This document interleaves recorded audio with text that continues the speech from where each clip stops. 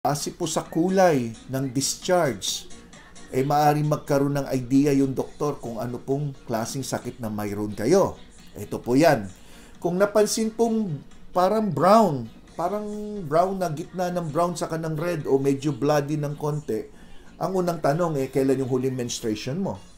Kasi kung irregular ang menstruation nyo, o kaya meron kang ibang problema like cervical saka endometrial cancer, pwedeng medyo reddish ang lumalabas na discharge.